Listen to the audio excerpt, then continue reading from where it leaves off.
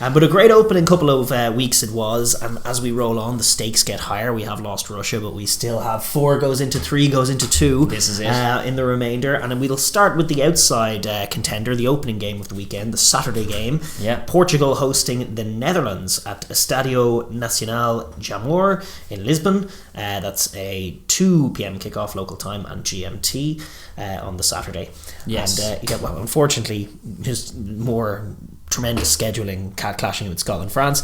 But what are you going to do? Not sure why, but Rugby Europe will be broadcasting it, and it has rewatchability, so you can go back and look at it. But keep the result away. Like, chances are you're not going to be bothered by that result too much on your feeds. I don't know if spoilers will be too primed in this one. Obviously, in terms of colour, it's a very welcome home game for Portugal, who have been on the road for the first 2 weeks in Tbilisi, followed by Bucharest. 2 of the tougher assignments you can get in this tournament, if not the 2 toughest ones for them. Yeah. And they've escaped with 2 points and 1 famous draw in Tbilisi, but kind of backs to the wall now. They really need every point they can get. It was, even the last try was a tough one to take away the losing bonus last week. I mean, 3 points they could have lived with, 2 just nearly chalks off the draw, which is terrible.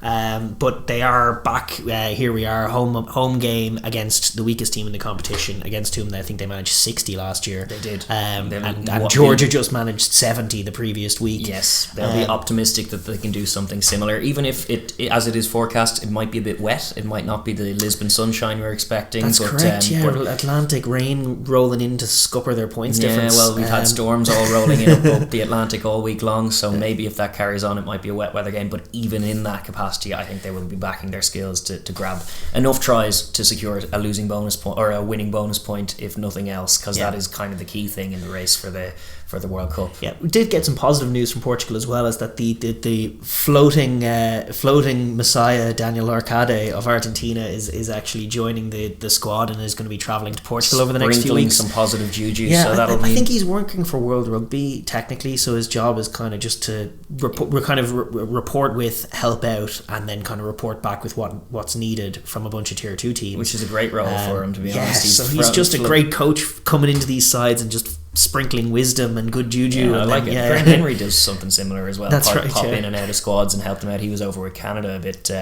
and then he bailed, going like, oh geez, he's a lot of work to do. But with Portugal, not a miracle work. No, indeed. Well, with Portugal, they are still in the hunt, unlike Canada, and backs to the wall. But this is a good chance, not dissimilar to like England we were talking about last week when they headed to Italy. Like, this is a chance for them to dust themselves off at home, welcome their fans to the competition for this year by running in some nice scores and getting themselves back in the hunt in the table. They'll be hoping that they'll be looking a little healthier if they can get their 5 point, and it's the first game up, get their 5 points on the board, and then let Romania and Spain and all of these guys duke it out, and even Russia and Georgia have a right old ding dong battle. They just want lumps taken out of their potential opponents with a 5 try bonus point or 5 point bonus point win secured, which is what they're going to be looking for. From the Netherlands' point of view, it's another defensive nightmare after one after the other they have to deal with. If the rain holds off at all, it'll be very dangerous trying to defend these Portuguese. It will. I mean, from Portugal's point of view, first of all, Abcasis, I believe is the name of the guy who's played a 10 last time out. I don't know if I'd give him the shout again. I think maybe Marques at 10 to start if Portella's not available is the way to go. But also, they just need to be a little patient, because even against Georgia last week, like, it was actually like 17 minutes on the clock before they scored their first try.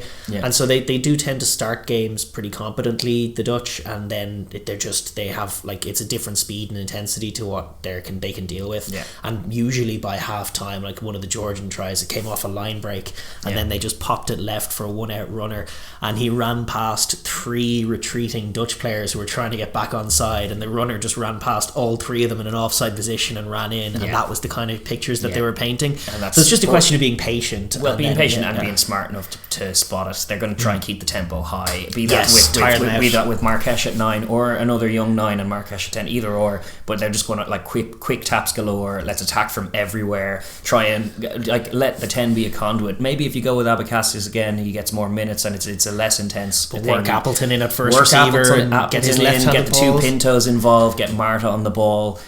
All of these guys need Lima as well, the other centre. Like, they're all dangerous strike runners. You just need to get them the ball, even if that means standing a bit deep, because you like 2 pass plays where you can get it that wide of the ruck and have a bit of time and space for those strike runners. They'll they'll pick them apart. They'll pick them the apart. Dutch don't have any line speed. They should be able to pick them apart with some good incision, even if it is to be wet. Like some basic execution at a high tempo is what Portugal are going to be looking for. They're going to be look to be tidy at set piece as well. Obviously, all of these bigger tests to come, they'll want to kind of keep their P's and Q's in order, be the more disciplined side, be the more kind of controlled side, be the more physical side if they can be. Just the higher level side all over, yeah. Try and make that count. And from the Dutch point of view, I mean, I think it probably it's a question of starting well and trying to continue on, trying to get early scores. They do want to play an ambitious style of rugby. They have a Kiwi coach. They've got in Tay Campbell, a Kiwi fullback, and Geordie Hop on the wing. Hop's a good runner. Actually, that like the ballast, and we've said it before. Like the quality of athlete is not bad. They have physical guys who can run onto a ball, and sometimes they put nice sequences together and grab. Their opening tries. game against Georgia, they probably haven't matched that try since, but it was a great score. And they got Hop into a bit of space, and they got inside balls, and you could tell they know how to play rugby. It's just a question of staying composed and trying to stay on top of their gas tank as well, maybe taking some sly breaks here and there, learn and the Ebenetzev maneuver, like lie down for a bit and just get the physio in and stay in the game and they want to try and slow. You'll want to try and slow it down as much as they want to play quickly with the ball. You got to try and slow Portugal down, and that'll involve proactive tackles, good reads, good shoots as well. Like, just keep it going for as long as they can. Got to hold in as long as they can, and try and grab scores, because as much as Portugal will score tries against anyone in this tournament, you got to accept that they do leave the door open or leave it ajar for you to be able to kind of capitalise as well. So look to get guys like Tay Campbell involved with the ball in hand. Look to try and probe space out wide. You never know. Take some encouraging moments from the game. Like score some tries. And looking for incremental improvement are the Dutch. They're not the ones in the hunt for the World Cup. No, but they might be thinking about the next World Cup or the World Cup after. Also, what they're really thinking of is the next playoff game that they have to stay up here, which will ultimately be their short-term thing. And then if they can get themselves to a level competent enough to win that, then they're in with another chance. They can get a new crop of players and they can go again and maybe start to build running something towards the next World Cup. That's the time frame they're looking at, but it's all about exposure to this level, and Portugal will ask very probing questions of their gas tank, because there isn't a quicker side in this tournament in terms of when they set the tempo, they play the quickest rugby.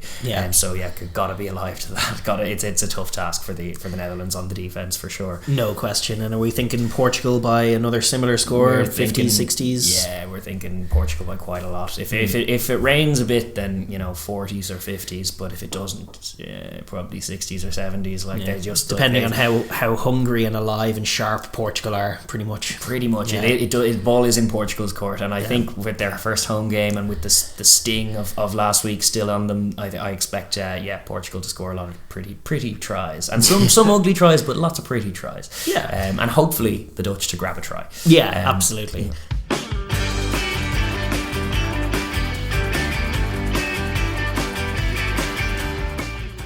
Thank you very much for tuning into the Overlap Rugby podcast. If you're new here, please do like and subscribe and ring the bell as well so you'll be notified when we upload. But mainly drop a comment down below as well. We love hearing your thoughts on the rugby. Cheers.